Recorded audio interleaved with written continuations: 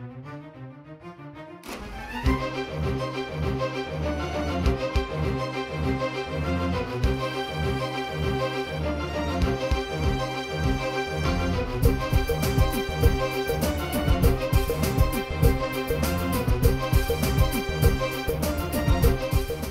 money management requires a delicate balance. One has to think about developing realistic plans, working with those plans and cutting costs where possible.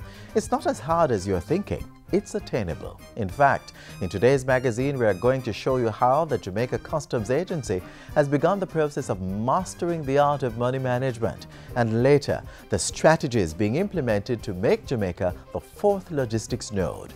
Welcome. This is Jamaica Magazine, and I'm your host, Adrian Atkinson. We turn to the news right after this break.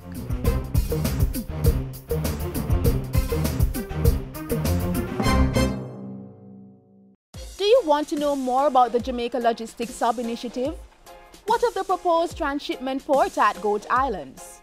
Or the jobs to be provided when the hub is fully implemented? Then sign up for the Logistics 101 training course. This free course is available when groups or organizations make a request. The Ministry of Industry, Investment and Commerce website, the Logistics Sub Task Force, and you can register. As long as you have a cohort, we'll take it to you. Increase your awareness about logistics. Call 968-7116.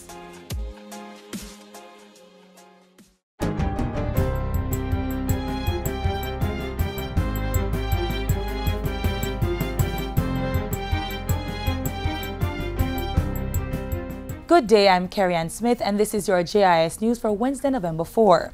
The Ministry of Health will be improving 11 maternal and neonatal high dependency units as it works to reduce Jamaica's maternal and child mortality rates.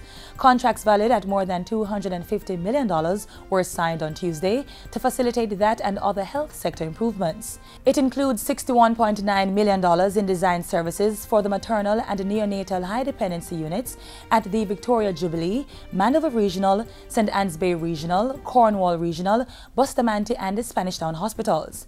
Another $13.53 million is for design services at the Savannah Lamar, St. Jago Park, Mandeville Comprehensive and Onoto Bay Health Centers, and the Alexandria and Chapelton Community Hospitals. Today we are moving further along the process to make significant improvement in the child and maternal mortality ratios. Investing in our mothers and children is an investment in the future of the country and ensuring that we move closer to meeting our national development objective of a healthy and stable population by 2030. $85.5 million is also being spent on 6 ambulances to serve the health regions. $95.5 million is to equip Mandeville Regional Hospital's neonatal high dependency unit, while arrangements are being made to procure equipment for 10 other high dependency units. The initiative is part of the Program for the Reduction of Maternal and Child Mortality, PROMAC, which is funded by the European Union. In the meantime, the Health Ministry is also getting funding support from the European Union to carry out child and maternal health outreach activities through the National Family Planning Board, NFPB. The ministry signed a $39.4 million memorandum of understanding with the NFPB to address the issue of women not seeking antenatal care early enough to reduce the health risks to themselves and their babies. Under this MOU, we'll see the implementation of outreach activities on child and maternal health, including nutrition, chronic disease, parenting skill, targeting women of reproductive age, and parents of children under 5. The Ministry of Transport, Works and Housing yesterday signed agreements for the long-awaited redevelopment of the National Heroes Park. The ministry signed a memoranda of understanding with the Tourism Enhancement Fund and the Chase Fund, which are helping to finance the development. A contract was also signed with Black Brothers Limited to construct boundary walls and begin landscaping, as well as refurbish and expand the monuments under Phase 1 of the project. Phases 2 and 3 will involve additional infrastructure works, construction of walkways, and further landscaping. And the total cost of the project is estimated to be $2.5 billion. Don't be frightened by that number. You're not going to get quality without the expenditure of a sum in that magnitude. And we are united in that we believe that the ordinary people of the corporate area of the Kingston metropolitan region deserve a part of that opportunity. The 50-acre space is divided into 5 distinct zones, namely the Shrine of the Heroes, Passive Contemplative Zone, Active Zone, Service Zone, and the zone reserved for Parliament Building. The development is in line with plans for the rebirth of Kingston as a major attraction and a tourism centre. The work will begin shortly and is expected to provide jobs for unemployed skilled persons in communities in Kingston. National Security Minister Peter Bunting is assuring the country that the security forces remain committed to ridding Jamaica of criminal elements. He made the assertion while giving a statement to Parliament on Tuesday to what he said were allegations of low morale in the police force, as evidenced by the rate of attrition this year. I assure this Honourable House and the people of Jamaica that the security forces remain committed to tracking down, apprehending and bringing to justice the vicious, cold-hearted criminals who have been murdering our fellow citizens. Minister Bunting told Parliament that so far this year, 316 persons have left the Jamaica Constabulary Force. Of those, 53 retired, 240 resigned, and 22 died. If we add the figures for district constables, 32 district constables resigned, 7 retired, and 1 died. So, Mr. Speaker, even adding the auxiliaries to the JCF, we have a total of 356 persons leaving the force. The National Security Minister called for a national partnership in support of the security forces in the fight against murder and other crimes. And finally, the University of the West Indies has strengthened its capacity to educate Jamaicans in the area of governance. The university is partnering with the Organization of American States, OAS, to improve its citizenship education program that's delivered through the Department of Government.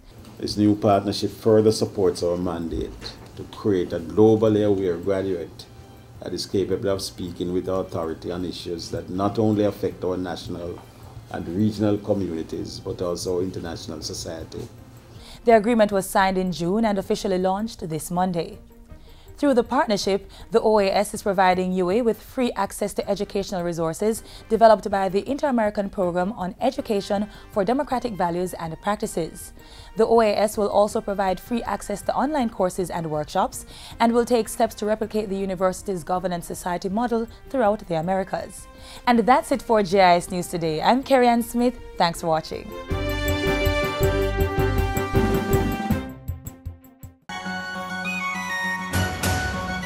The JIS Heritage Poster Competition is here again. If you are an artistic teenager, the JIS Heritage Poster Competition is just for you. All registered secondary school students are eligible to enter. All you have to do is this: complete the entry form on the JIS website, jis.gov.jm. Then create a poster using images provided in the picture resources on the JIS website. And the topic: a moment in the life of a Jamaican national hero. Ensure that your poster is no larger than 11 inches by 17 inches and keep a copy of your poster. Posters will be judged on interpretation of the topic, originality, and presentation. Now for the submission details. Upload computer-designed posters using a cloud storage service such as Dropbox, SkyDrive, or Google Drive.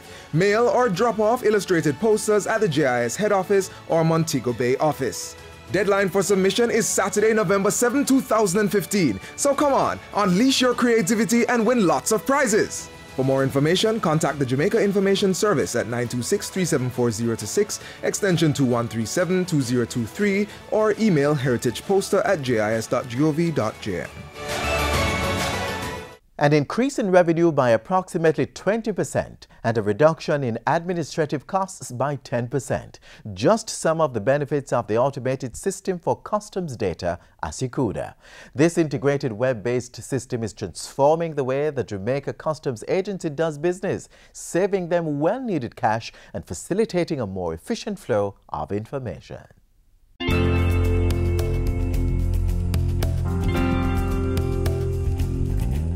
The Automated System for Customs Data, ASICUDA for short. It's a big name for a big project that is reaping big rewards at the ports. Just by eliminating the paper, all these entries that the importers or exporters or brokers have to use. We estimate that alone will save $537 million. Asikuda World is helping the government in its pursuit of fiscal prudence and a credible macroeconomic program.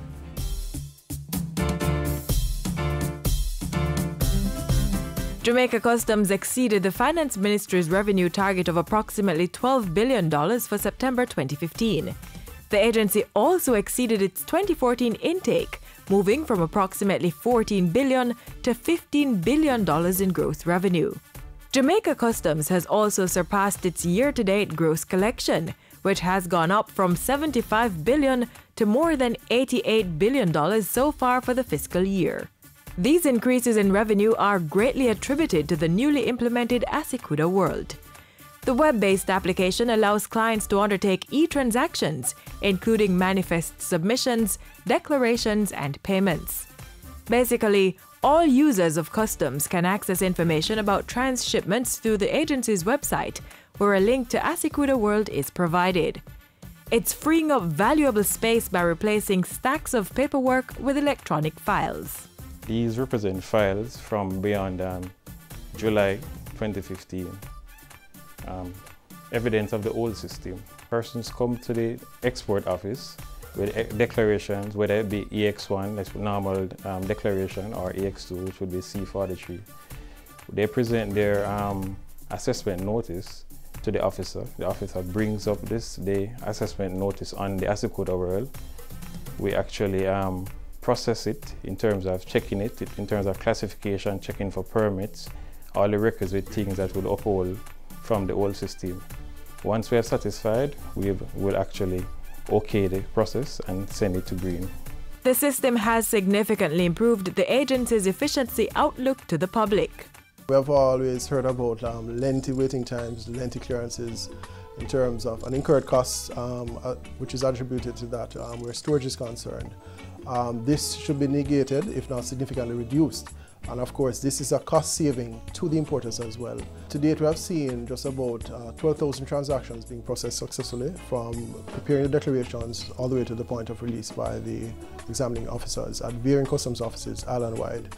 We've also seen $8.7 billion in terms of revenue being collected.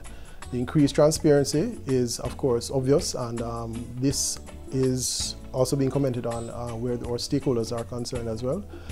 They are seeing reduced times in terms of overheads, and certainly it is of benefit to all of us. To access information or to process information on applications, there was a disconnect in a number of areas. And that's how it all began. There were about 21 databases used by the agency to process information and data which was not connected. This needed to change. The government had heard of and seen the benefits of Asikuda in other countries, and after reviews, a decision was made to implement it here. The pilot started in December 2014 at all sufferance wharves island-wide, including the state-owned oil refinery Petrojam, the first importer to benefit under this phase. Approximately 174 brokers, importers, and customs staff members were trained in preparation for the pilot phase of the system. 10 exporters were also selected to participate in the pilot phase. By August 3, 2015, all exporters were required to use Asikuda World to submit electronic declarations to Jamaica Customs. It's expected that all importers will be brought on stream by December 2015, and the full implementation of Asikuda World is slated for March 2016. The system was developed by the United Nations Conference on Trade and Development, with Asikuda World being the most recent version of the software. The implementation of the system locally is being financed through a loan from the Inter-American Development Bank at a cost of $4 million. Once a declaration is sent, the system will automatically send you a copy of that declaration as a notification. The Jamaica Customs Agency is being lauded for moving to introduce the automated system for customs data Asikuda World. This web-based application is yielding significant cost savings and improving service delivery. It's all part of government's determination to implement systems that will improve trade facilitation and increase the country's competitiveness by making trade transactions simpler and smoother.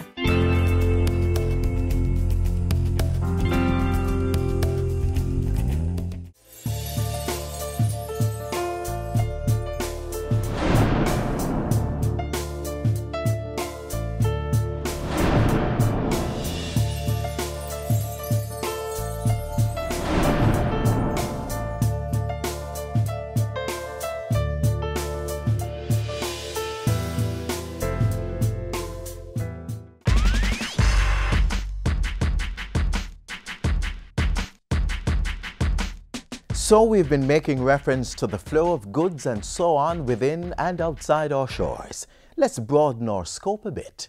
Have you ever thought about how the sea connects us all? Long gone are the days when we were only concerned about what is happening here at home. Today, we live in a world where everyone is affected by everything happening every day. We depend on each other. Nowhere is this more evident than in how quickly information passes from one continent to another and from one country to another. We can immerse ourselves in the culture of another country just by making the right link, using the right technology. Through the multiple ways of connecting, we have developed an intricate geographical global perspective and an understanding and empathy for people in other places. We have acquired the ability to understand critical world issues and understand the world from a perspective other than our own.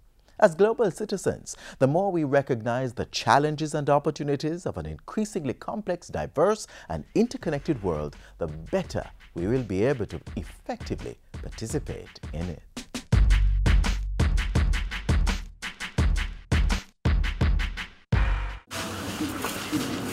Nikki baby, come here. You understand, so I have to send you to your auntie so you can go to school and turn out better than me.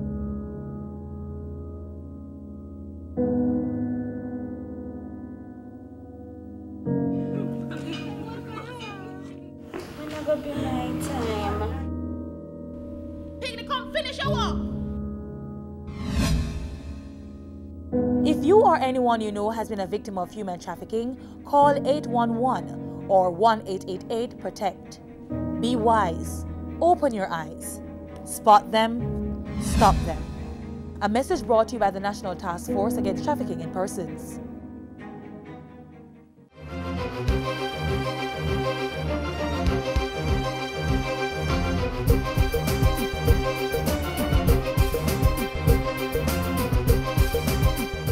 Successful change requires a strategic approach, commitment and dedication to the process, and of course, it requires everyone tapping into the vision.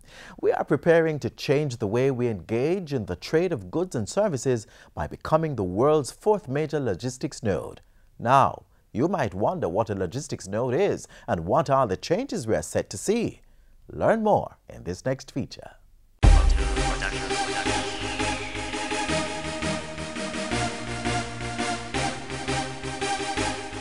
Investors spending millions of dollars and thousands of Jamaicans being trained in logistics. The business environment is prepared to compete globally. By all accounts, Jamaica is well on her way to a logistics-centered economy.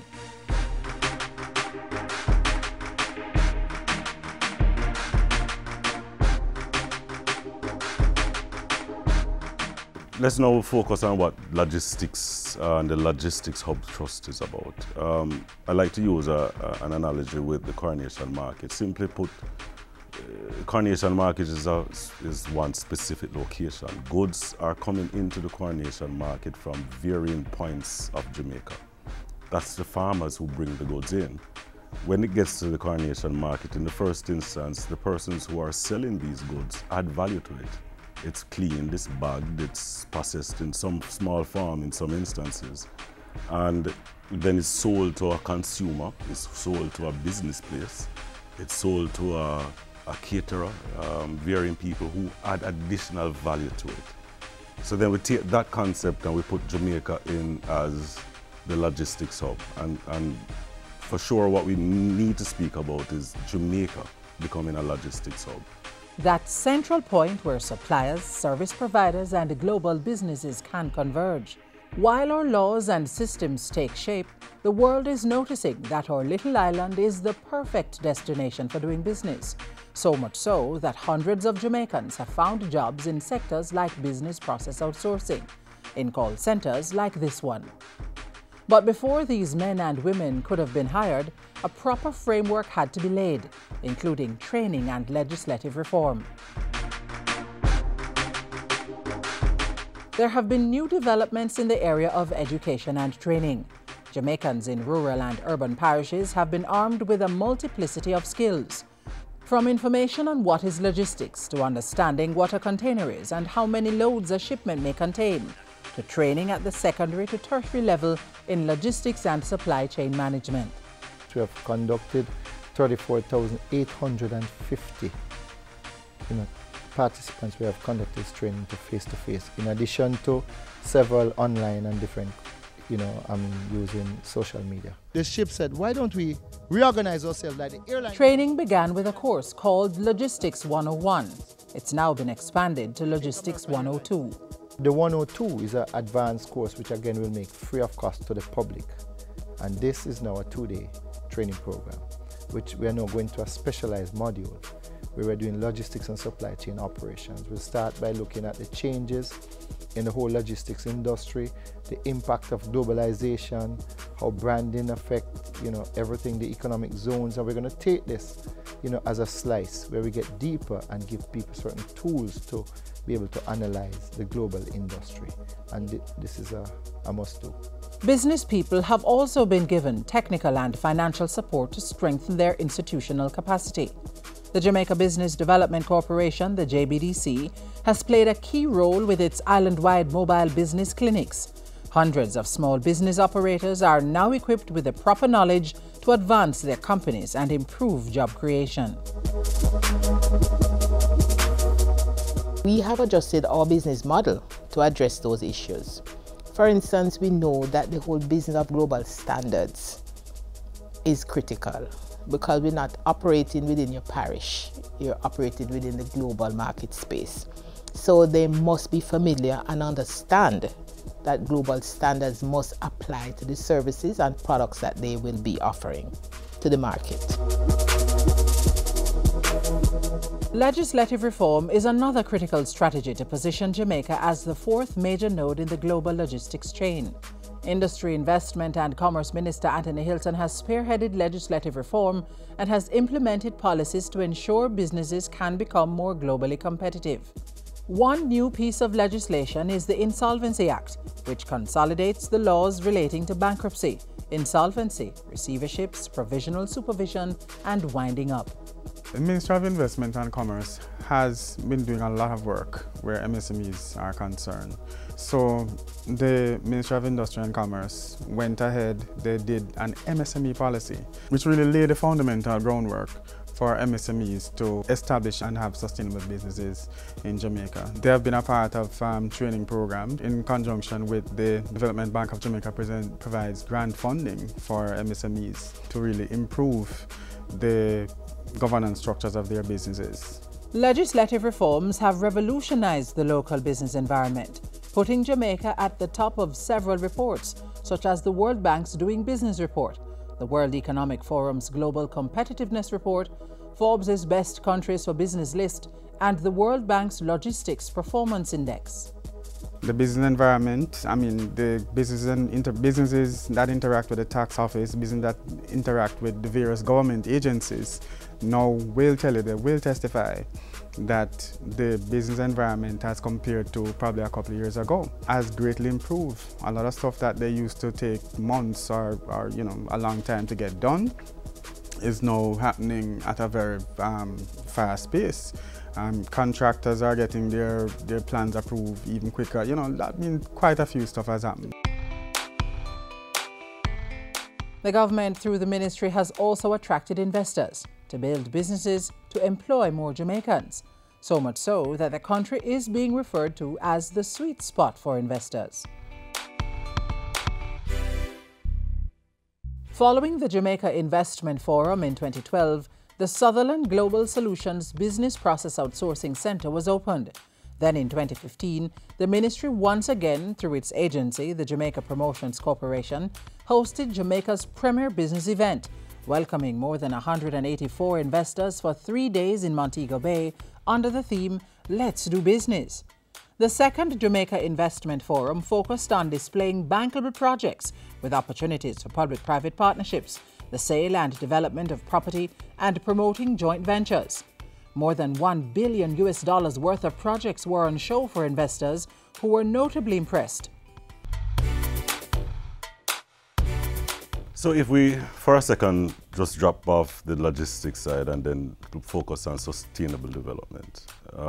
The objective is to ensure that we gain sustainable growth the focus of logistics is based on the trend and changes in the global market. One of the first things, again, the ministry has been focused on is, for varying reasons, how do we improve our Free Zone Act. The Free Zone Act of the past was, well, where the WTO is concerned, had some subsidies and incentives in there that World Trade Organization has said they no longer want in policies of that nature, such as 85% of what you manufactured there had to be exported, only 15%, etc., could go into the local economy. So we now look at the special economic zone regime to allow for backward linkages, allowing for the local economy to benefit significantly more, but also modernize it in such that it becomes more competitive to the rest of the world. This would move Jamaica from simply being a transshipment port to a hub where value can be added, where industries can be created and jobs multiplied. If you're that type of business who want to get involved in, for example, logistics businesses, you can get the necessary training. Training is available. Training provided by the Caribbean Maritime Institute. I know Fritz Pinnock, leading the Caribbean Maritime Institute, has gone ahead and prepared several programs preemptively to take advantage of the opportunities that are going to be presented. The Heart NTA is doing some amount of training, and you would have heard about Logistics 101 and 102, which has a free component in it that really provides training and really providing the information for businesses to take advantage of the opportunities that are going to be presented in the future. Positioning Jamaica as the fourth major node on the global logistics chain is not an overnight job. It has taken years of planning and reform, training and commitment to a long-term vision. The Jamaica Logistics Hub Initiative is not a place. It's not a designated factory. It's a combination of activities and industries, all designed to ensure the country can offer the best services and goods to the world. Through institutional strengthening, capacity building, technical support, and legislative reform, investors are coming and businesses are being rolled out.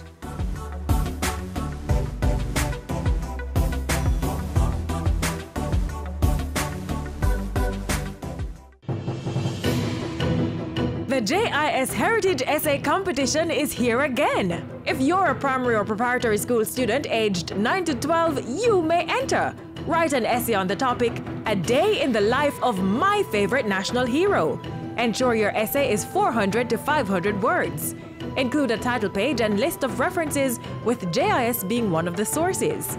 And submit the essay using the application form on the JIS website, jis.gov.jm.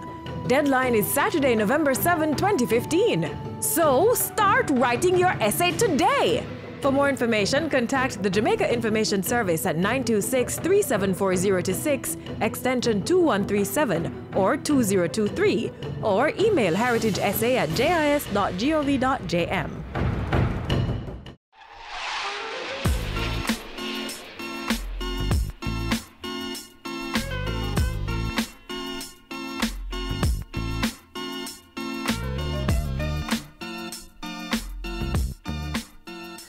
Thanks for joining me for another edition of Jamaica Magazine. I enjoyed your company, so stay in touch through our Facebook and Twitter pages. And remember, our programs are always available for your viewing pleasure on our YouTube channel and the JIS website.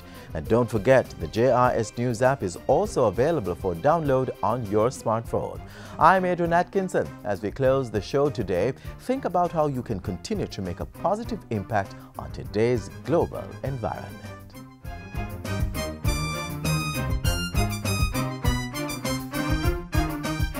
This has been a production of the Jamaica Information Service, the voice of Jamaica.